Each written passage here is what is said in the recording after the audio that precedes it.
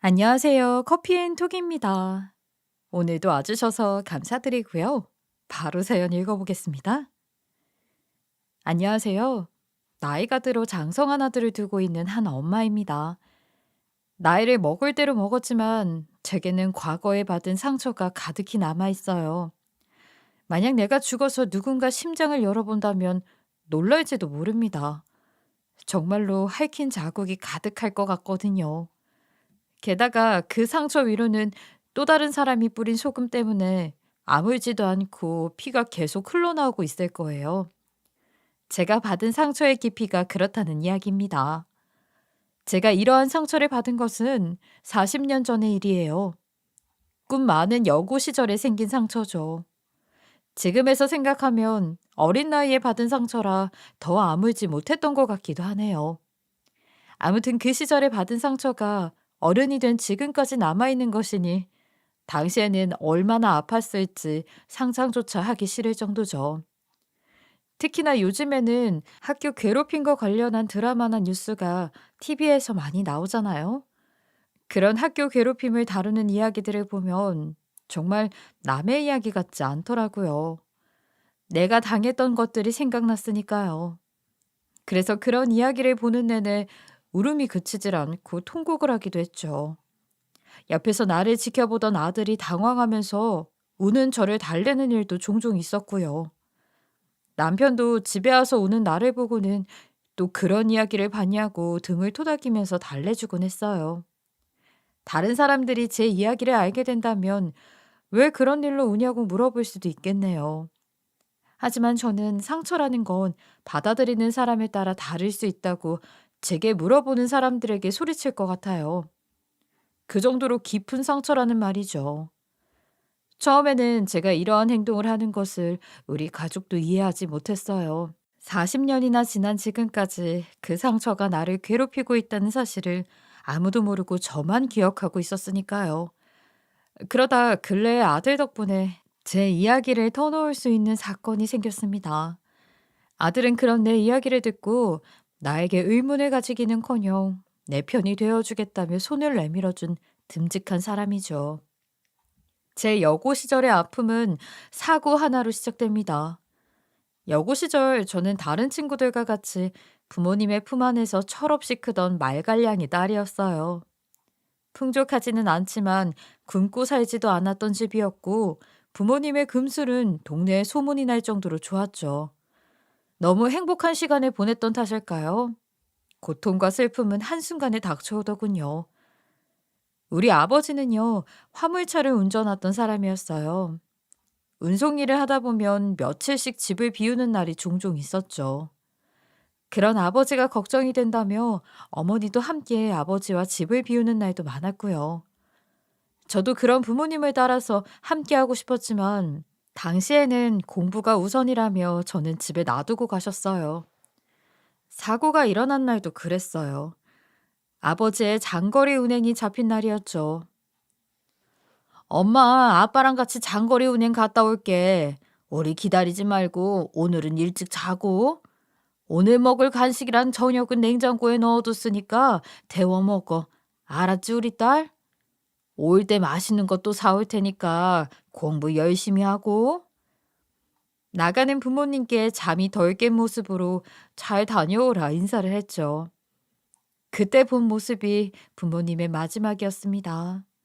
부모님이 나간 그날은 하루 종일 돌아오지 않은 부모님을 기다렸어요. 돌아온다는 시간이 지나도록 소식이 없어서 기다리다 지쳐서 잠에 들었죠. 그런데 새벽에 누가 문을 쾅쾅 두드리는 거예요. 시끄럽지만 혼자 있던 터라 저는 누군지 확인했죠. 이렇게 늦은 시간에 누구시죠? 밖에서 들려온 목소리는 굉장히 친숙한 사람이었어요. 바로 제 이모였거든요. 이모임을 확인한 저는 얼른 문을 열어주었으나 마주한 이모의 표정은 굉장히 어두웠습니다.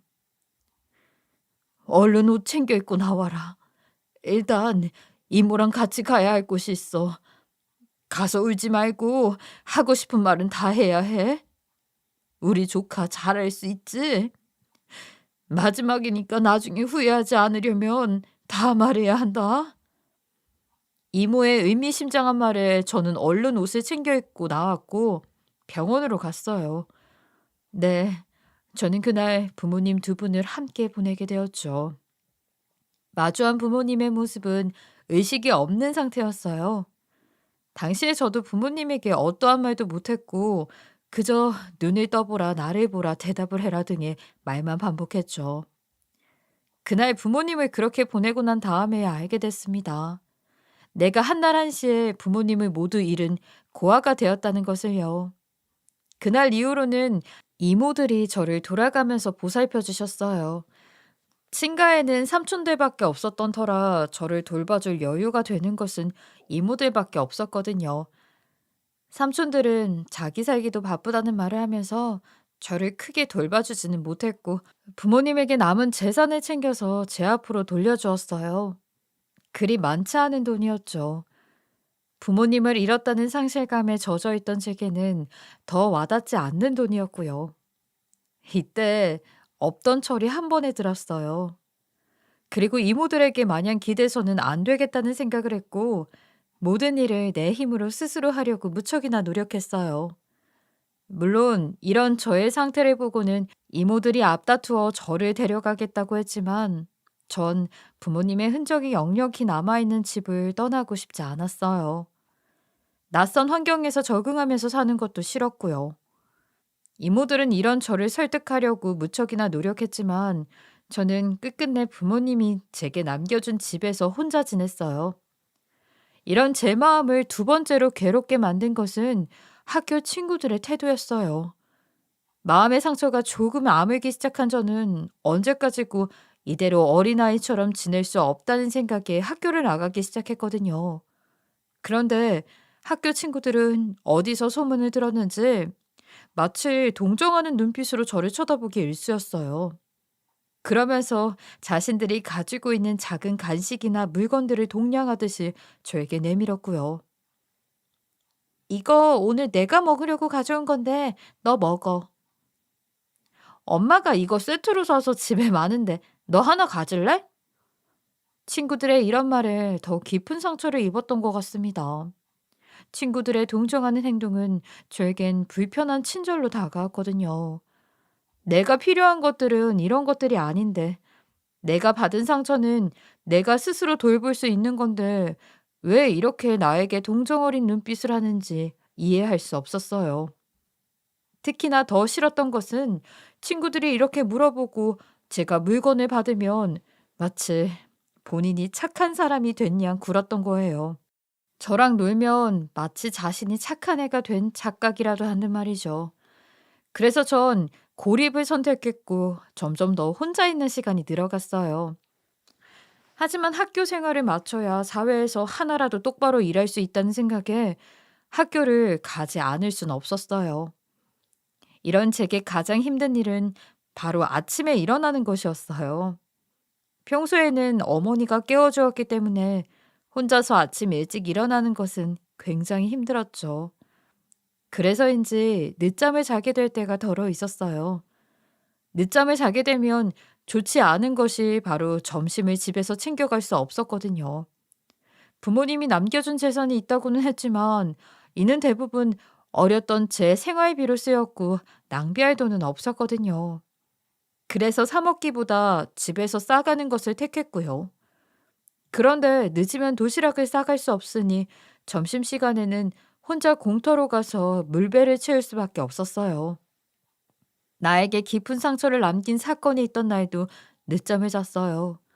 그래서 그날도 물로 배를 채우고 운동장 어귀에 앉아서 쉬고 있었는데 그런 제 옆으로 누군가가 다가오더군요.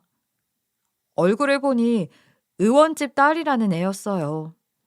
같은 반에 있으면서도 말 한 번 제대로 해본 적이 없는 사이였거든요. 특히 그 애는 돈이 많은 것을 자랑하며 다닌다는 소문도 있었고 돈으로 친구를 사귀며 친구들 간에 공주와 하녀 놀이를 한다는 소문도 있었어요. 그런 애와는 친해지고 싶지 않아서 피했는데 갑자기 쉬고 있던 제게 다가오는 거예요. 봐, 내 말이 맞잖아. 쟤 점심에 밥도 안 먹고 물배 채운다니까? 쟤 고아라며. 내가 들었는데 쟤네 부모님이 돈 한 푼도 안 남기고 갔대. 그래서 집에서도 밥 겨우 먹는다고, 주변 사람들이 안타깝다고 쌀도 가져다 주고 그런다던데? 우리 아빠가 그랬는데 저런 사람한테 주는 지원도 받고 있다고 그랬어. 불쌍해서 어쩌냐? 우리 아빠는 벌써 내 앞으로 땅도 사준다고 요즘 나랑 같이 땅 보러 다니자고 막 그러는데.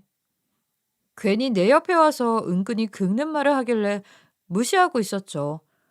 그런 제 태도를 보더니 기분이 상했는지 제 앞에 자기가 먹던 빵을 내밀면서 말하더군요. 야, 너 내 말 무시해? 이거 먹던 건데 너 줄까? 너 물로 배 채운 거 다 봤거든.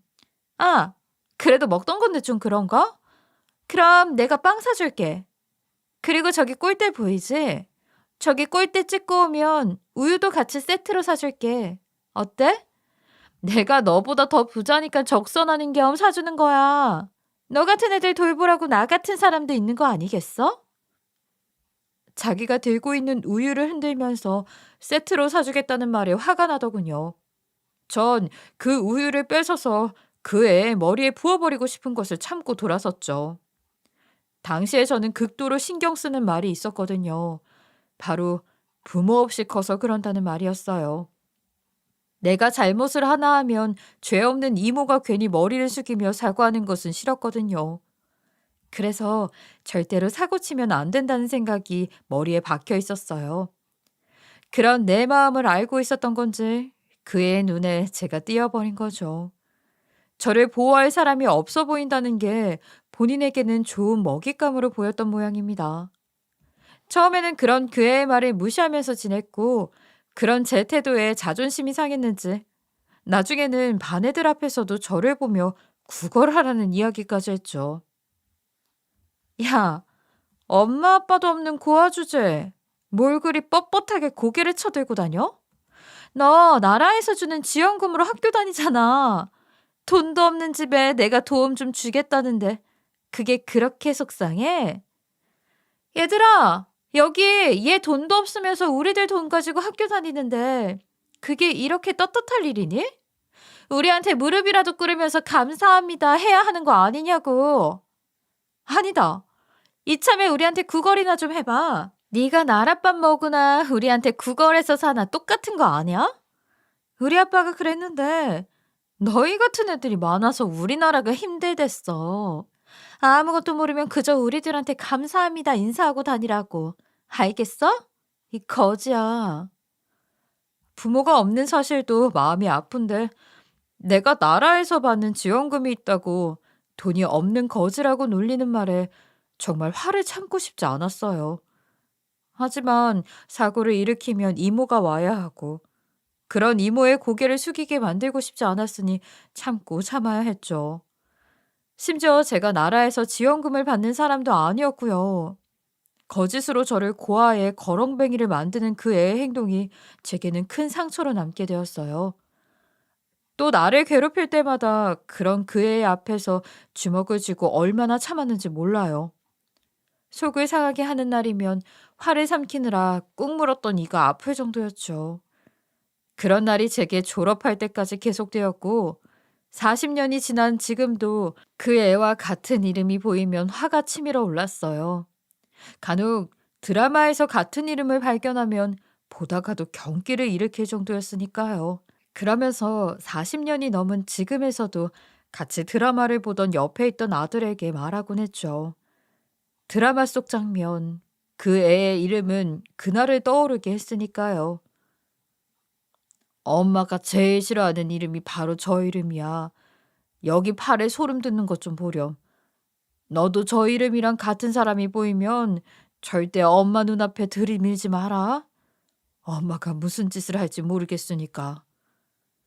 아무것도 몰랐던 아들은 난리를 피우는 저를 달래느라 항상 그러겠다고 말했죠. 그때마다 아들은 내가 잘 키웠구나 생각했던 것 같습니다. 그러다 하루는 아들이 문득 이야기를 하는 거예요.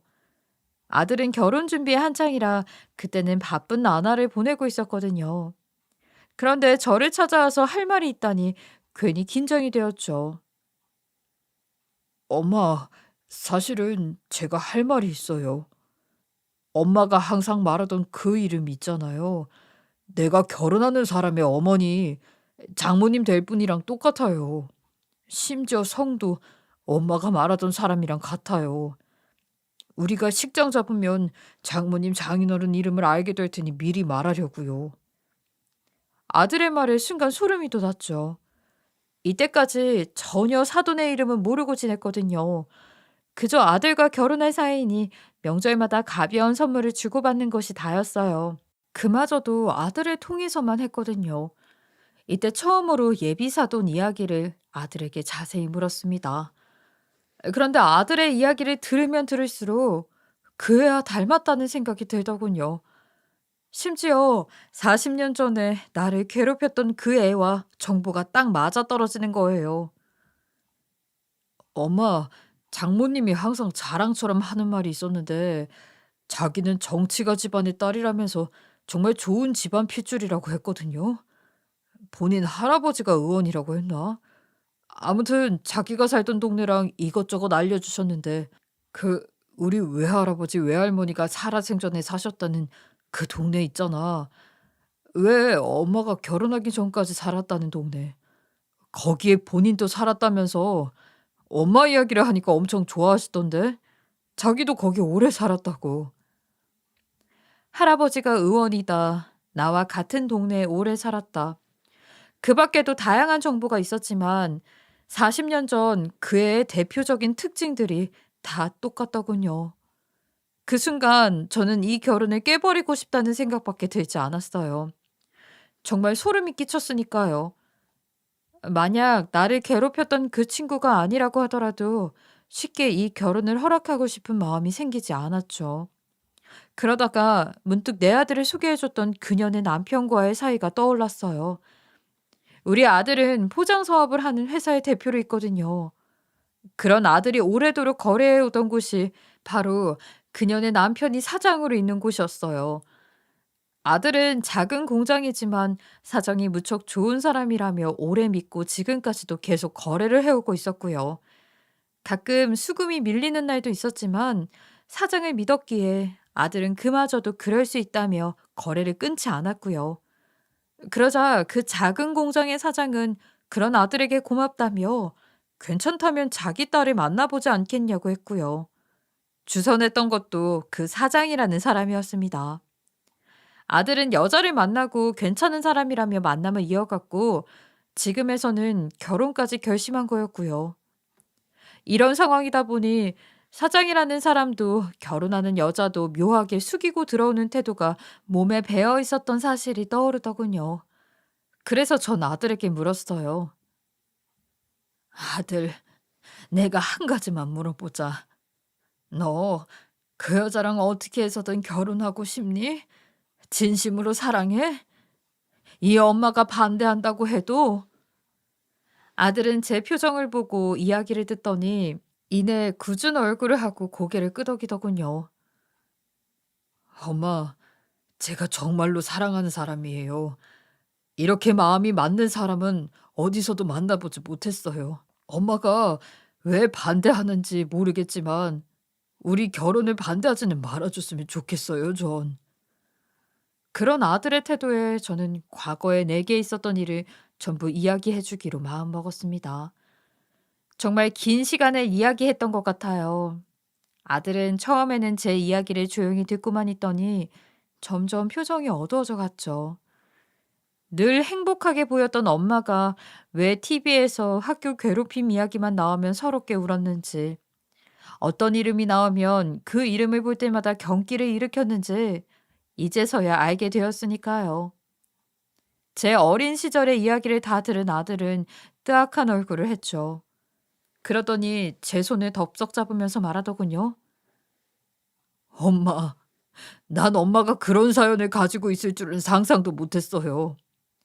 이 결혼 안 해도 그만이에요. 진심으로 엄마가 힘들다고 하는데 자식된 도리로 내가 엄마를 괴롭힐 순 없어요. 40년이 지난 지금도 엄마는 그 일을 어제 일처럼 느끼는 거잖아. 그러니까 지금까지도 그렇게 놀라거나 화내고 울고 하는 거 아니야. 그런 심각한 일을 왜 이제서야 말해주는 거예요? 어린 시절 받은 상처가 얼마나 컸으면 지금까지도 이렇게 아파하는지 난 상상도 못할 아픔이에요. 아들이 이렇게까지 나올 줄은 몰랐던 저는 깜짝 놀랐죠. 아까까지는 그 여자와 결혼하지 못하면 안 될 것처럼 굴었던 아들이었으니까요. 사람 마음이라는 게 그리 쉬이 접히는 것은 아니잖아요. 그래도 저를 낳아준 나를 위해서라면 포기할 수 있다고 말하는 아들이 감사했어요. 그리고 아들은 마치 본인이 받은 상처인 양 울먹이더니 이내 결심했다는 표정으로 저를 똑바로 바라보며 말했죠. 엄마, 이제는 과거처럼 기죽을 필요 없어요. 엄마 옆에는 이렇게 보란 듯이 잘난 아들도 있잖아. 그런데 뭐가 무섭다는 거야? 왜 엄마가 그 사람을 피해야 해? 엄마의 지금은 과거와 달라. 엄마는 이제 당당해도 된다고요. 내가 그 사람들에게 보여줄게. 우리 엄마는 이렇게 당당한 사람이라고. 지금 이 상황을 피하고 싶어서 그 결혼을 포기하라고 말하는 저와 달리 아들은 제가 과거와 다르다. 지금의 저는 힘을 가지고 있다고 말해주는데 아들에게 그저 고마웠어요. 그리고 아들은 빈말이 아니었다는 듯이 빠른 시일 내로 제게 회사에 한 자리를 주었죠. 예전에 아들과 함께 일하던 회사였지만 현재 저는 물러난 상태였거든요. 그런데 제가 물러났던 자리 대신에 부대표의 자리를 저에게 준다는 겁니다. 저는 흔쾌히 아들의 제안을 받아들였어요. 회사에 자리를 받은 날은 아들에게 미안하기도 하고 고맙기도 했어요. 그날 이후로 저는 다시 아들 사업에 뛰어들어 관리 일을 시작했고, 과거를 딛고 앞으로 나아가기 위해서 노력했어요. 지금까지는 받은 상처를 전부 잊어버리는 게 상책이라고 생각했지만, 아들의 말을 듣고 보니 이제는 과거와 달리 내게도 힘이 있다는 생각이 더 많이 들었거든요. 그래서 아들의 말대로 달라진 나를 보여주고 싶었어요. 아들은 저에게 생산 관리 일을 전적으로 맡겨주었어요. 제가 받았던 상처를 알게 된 이후로는 본인이 더 일을 간 느낌이었어요. 그런 아들을 보면서 저도 이 기회에 더욱 높은 자리에 서 있는 저를 보여줘야겠다는 일념으로 무척이나 노력했어요. 과거에 회사를 다녔던 경력을 토대로 아들이 내어준 자리에서 제 노력은 빛을 발했죠. 아들은 대표의 자리에 있었지만 모든 것을 전부 본인이 관리할 수 없었기에 신경 쓰지 못한 부분도 덜어 있었거든요. 그런 빈틈이 제 눈에 보였고 이것들을 하나씩 메워가니 회사는 더욱 성장하고 있더군요. 제가 생산 관리를 맡고 얼마 지나지 않아 회사의 수익은 제법 오르게 되었고 아들은 돈을 떠나서 제가 다시금 이뤄낸 성장들을 더 기뻐했어요. 그리고 저만큼 일하는 사람은 어디에도 찾기 힘들다며 제 적성은 이렇게 나와서 대표로서 회사를 관리하는 것이라며 저를 또 북돋아 주었죠. 또 이런 저를 힘내게 했던 것은 복수의 시간이었어요. 제가 가진 힘이나 능력이 높으면 높을수록 상대에게 큰 상처를 입힐 수 있다는 생각이 들었거든요. 과거에 내가 그 애의 집안이나 돈에 당했던 것처럼요. 그래서 일에 더욱 몰두할 수 있었는지도 모르겠네요. 이렇게 회사를 관리한 지 몇 달쯤이 되었을 쯤이었어요. 이제 얼마 뒤면 고대하던 상견례 날이었죠. 회사의 큰 성장에 기여하고 떳떳하게 한 자리를 차지한 나였지만 긴장으로 몇 배는 더 떨린 상태였어요. 그때 저를 괴롭혔던 그 애를 마주하게 될지도 모른다는 사실이 저를 더 긴장하게 만들었어요. 그런 제 상태를 보더니 아들은 제 손을 꼭 잡아주면서 말하더군요. 엄마, 내가 저번에도 말했죠. 나 이 결혼 굳이 안 해도 괜찮아. 정말 좋은 여자였지만 엄마가 절대 반대한다고 하면 다시 다른 사람을 찾으면 돼요. 그러니까 너무 긴장하지 말고 엄마가 과거에 못했던 말들, 행동 모두 하고 싶은 대로만 하세요. 엄마 회사 다니고 나서는 표정이 과거보다 더 살아난 것 아세요? 엄마 대단한 사람이라니까. 그러니까 너무 긴장하지 말고 뒤에는 내가 항상 서 있다는 것도 잊지 말고요. 아들은 제게 하고 싶은 대로 하라며 만약 상황이 여의치 않아 결혼이 잘못된다고 하더라도 본인이 다 감수하겠다고 말해주는데 너무나 고마웠어요. 이런 자식이 내게 찾아왔다는 사실만으로도 정말 기뻤죠. 그렇게 몇 분을 기다렸을까요? 닫힌 문이 열리고 들어오는 얼굴은 역시나 그 애였습니다. 서로 늙어서 얼굴은 많이 변했겠지만 과거에 있던 그 애의 흔적은 예비사돈이라는 여자의 얼굴에 고스란히 남아 있었어요. 40년 만에 날 괴롭혔던 소름 돋는 얼굴을 보는 순간 화가 치밀었지만 잠시 눌러 담았어요. 그런 제 마음도 모른 채 그것은 사돈 역할에 충실하게 수줍은 듯이 애써 웃는 표정을 지으며 자리에 앉더군요. 돈이라면 남아도는 것처럼 굴던 그 애였지만 세월을 이길 수는 없었는지 독하고 못된 주름이 얼굴에 그득했어요. 저는 한참을 그 애에게서 눈을 떼지 못했어요. 앉아있던 그 애는 제가 유심히 저를 지켜보자 내 얼굴을 보고는 고개를 갸웃하더군요. 마치 어디서 본 얼굴이기는 한데 못 알아보는 것처럼요. 역시나 가해자들은 자신이 저지른 일들을 금방 잊어버린다더니 피해자인 저를 기억하지 못하는 듯했어요. 상견례인 만큼 예의를 지키느라 잠시 서 있던 저는 앉기 전에 빛바랜 사진부터 한 장을 꺼내서 식탁 위에 놓았죠. 우리 상견례를 시작하기 전에 해결해야 할 것이 있지 않나요? 사돈 될 사람? 우리 사이에 아직 정리하지 못한 이야기가 있는 것 같은데 이번에 이렇게 보게 되었으니 이것부터 정리하고 본론으로 들어가죠. 그러자 그 애는 사진을 유심히 보는 듯 하더니 여전히 기억을 못하겠다는 얼굴로 저를 쳐다보더군요. 이쯤 되니 저것은 그 일을 아예 잊었구나 싶었어요. 그래서 더 강하게 말했습니다. 여기 사진에 구멍 보이나요? 얼굴 도려낸 내 하나 보이지 않냐고요. 제가 이 시절에 부모님이 한낮 한시에 돌아가셔서 굉장히 힘든 시기였거든요. 그런데 저를 괴롭히던 친구가 이 도련해진 곳에 자리하고 있었죠. 지금 생각해도 참 악질인 친구였어요. 부모를 잃어 힘들어하던 친구에게 구걸해 보라며 친구들 앞에서 무릎도 꿇게 했거든요. 그런 애도 지금쯤이면 자식을 낳고 부모가 되어서 이런 자리에 나오고 하겠죠. 아무럼요. 사람 일은 한 치 앞도 모른다고 하는데 그런 애도 당연히 어디선가 한 자리 차지하고 있겠죠. 지금처럼요. 제가 말하는 순간 드디어 기억이 났는지 절 괴롭히던 동창이라는 것은 제 시선을 피하더군요. 그리고 고개를 푹 숙였죠. 제가 예비사돈 하고 부르자 조금 지나서 고개를 들더니 흥분한 듯이 큰 소리로 말했어요. 왜 그 얘기를 이런 자리에서 꺼내는 건지 모르겠군요. 저는 전혀 모르는 일인데요.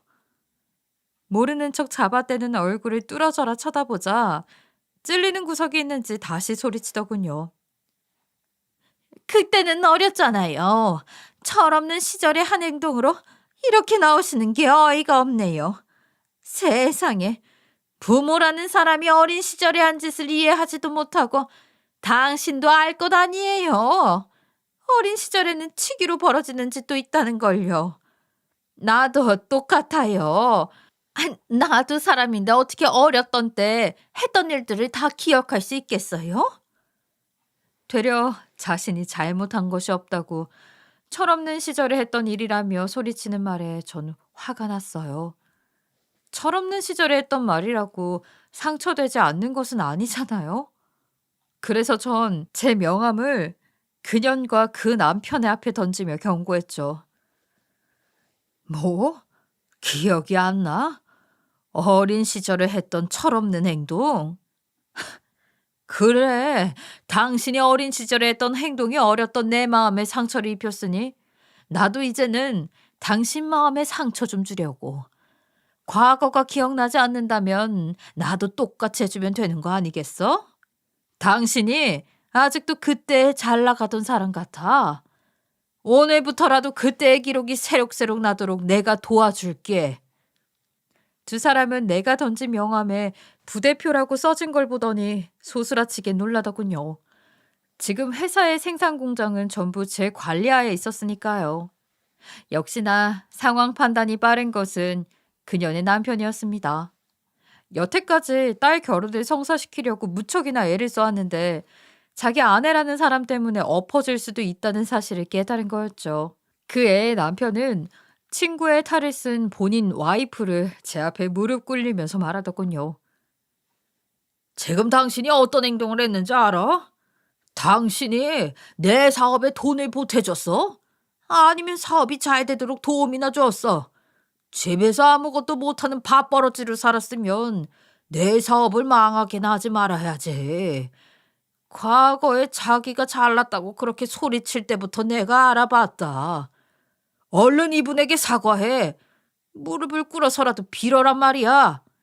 당신 때문에 내 자식도 공장도 끝나게 생겼다고. 당장 사죄드리지 못해? 아니면 여기서 한 대 혼나볼래? 그러면 제대로 정신이 들겠어? 당장 똑바로 사과해. 그렇게 말하면서 자신의 아내인 그 애의 고개를 숙이면서 더러 미안하다고 이런 사람인지 몰랐다며 사과를 하면서 그 애에게 다시 말하더군요. 당신, 지금 그게 사람으로서 할 말이야? 뭐? 철없는 어린 시절의 이야기라고? 내가 사람을 한참을 잘못 봤지. 이런 사람이랑 내가 수십 년을 함께 살았다니. 철없던 시절이라고 이야기해서 넘어갈 상황으로 보여? 지금 이 상황에? 내가 들어도 어이가 없는 이 상황에. 너 똑바로 사과하고 네 선에서 알아서 정리해. 그렇지 못하면 집에서 쫓겨날 줄 알아? 그나마 사돈어른이 될 사람은 제대로 정신이 박힌 사람이었죠. 본인이 듣기에도 절 괴롭힌 사실에서 그저 벗어나려고 하는 그의 행동이 이해가 가지 않았던 모양이에요. 그래서 저도 그 애에게 말했죠. 네가 쉽게 넘어가자고 한다면 나도 그래줄 거야. 대신 이 결혼도 너희 남편의 사업에서도 나는 손을 빼겠어. 이 모든 상황은 내 아들도 다 허락했으니까 알면 제대로 나한테 사죄해. 내 강경한 태도에 더 이상 빠져나갈 구석은 없다 싶었는지 사과를 하려고 했지만 차마 입 밖으로 사과의 말을 내뱉기 싫었던 건지 머뭇거리고 있었어요. 그래서 저는 아들의 손을 잡고 상견례장에 나가려고 했어요. 애초에 남편은 이 자리에 오지도 않았으니 아들과 저만 자리를 뜨면 이 상견례는 파하는 거였죠. 제가 나가려고 하자 오히려 며느리가 될 아이가 제 앞에 털썩 무릎을 꿇으면서 자신의 엄마를 용서해달라고 빌더군요. 그래서 저는 그년을 바라보면서 눈빛을 말했어요. 네 딸이 이렇게까지 하는데 너는 뭐 하냐고 말이죠. 그러자 걔도 자식을 가진 부모였는지 제 앞에까지 와서 무릎을 꿇고 사과를 하더군요. 그래, 내가 미안해. 정말 미안해. 잊으려고 했던 것은 아닌데 너라는 걸 첫눈에 알아보지는 못해서 당황했었나 봐.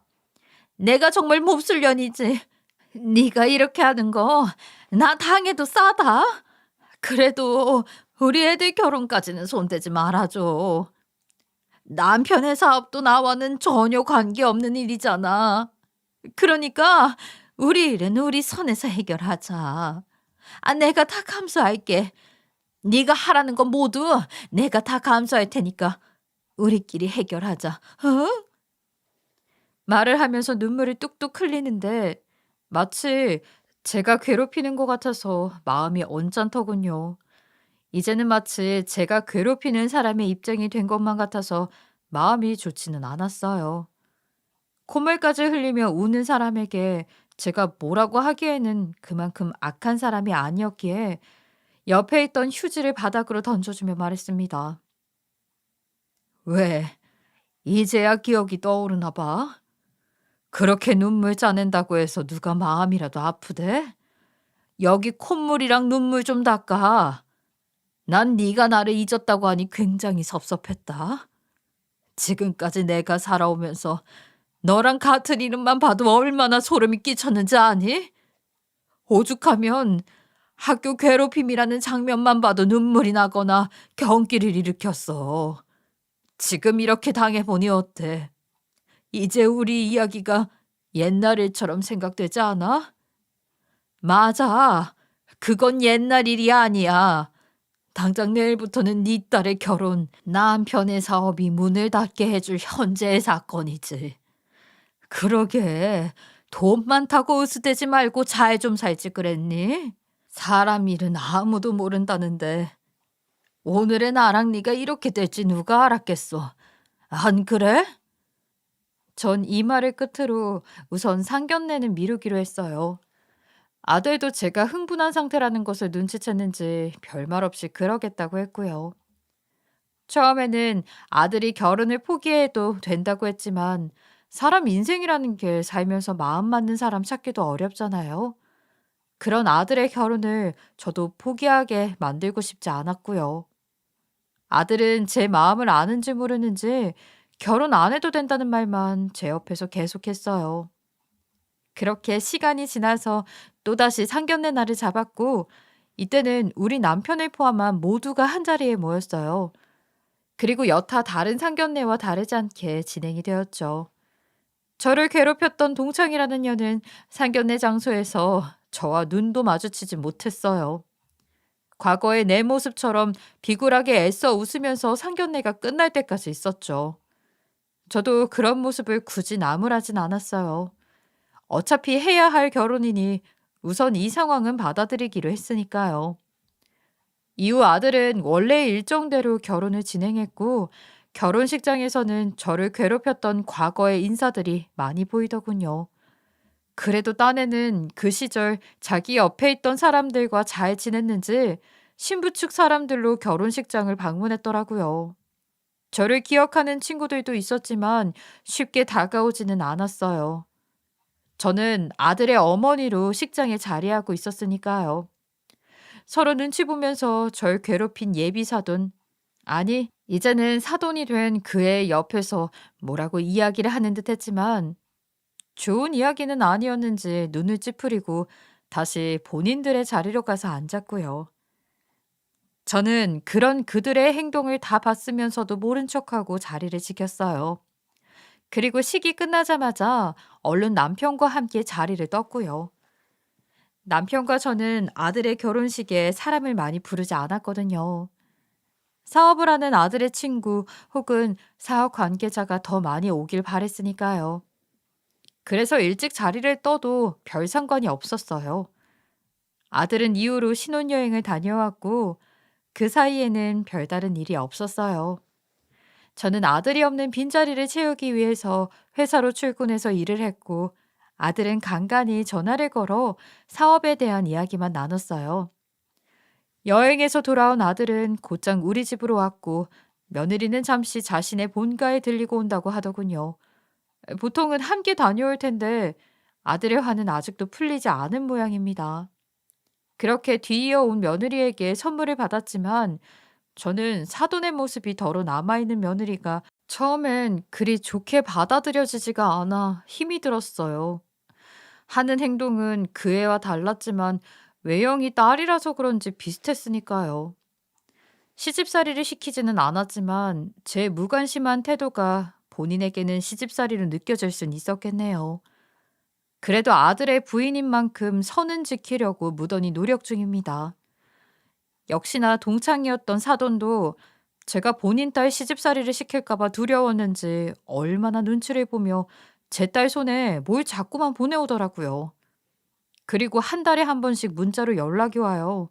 많이 반성하고 있다고, 죄송하다고요. 본인도 이제야 딸을 시집 보내고 더 사무치게 후회를 한다며 용서는 바라지도 않으니 제발 본인 딸은 미워하지 말아달라고요. 잘못은 본인이 했지 본인 딸은 아무런 잘못이 없지 않느냐고요. 아들에게 들어보니 장모님이 그렇게 잘 해준다고 하더군요. 사위는 백년 손님이라며 뭐 하나 시키는 거 없이 앉아만 있게 하고 본인 딸이 잘못하면 대신 혼도 내주고 한다고 해요. 사위 대접 톡톡히 잘 받고 있다고 걱정 말라고 하더라고요. 비록 과거의 아픈 상처로 인연을 맺게 되었지만 저도 나름대로 극복을 해보려고 합니다. 전 저를 괴롭혔던 그 애에게 알려주고 싶었어요. 대를 거쳐서라도 인과응보라는 것은 꼭 있다는 것을요. 우리 이야기를 들으면 알겠지만 정말 사람 일은 알 수 없는 거잖아요. 현재에는 나한테 과거로 남은 일이지만 동창에게는 현재의 일이 된 만큼 동창은 꽤나 괴롭게 지내고 있어요. 본인의 과거를 어디서도 이야기하지 않았던 것 같더군요. 그래서 자기 집에서도 편하게 지내지 못하는 것 같아요. 당연하죠. 도덕, 양심, 예의를 아는 사람이라면 어려서도 그런 짓은 하지 못했을 테니까요. 자신의 딸에게도 남편에게도 이해받지 못할 과거 때문에 집에서도 많은 비난을 받는 것 같더군요. 심지어 사위된 사람은 내 아들이고 사돈은 피해자 당사자니 고개를 들고 다닐 수 없겠죠.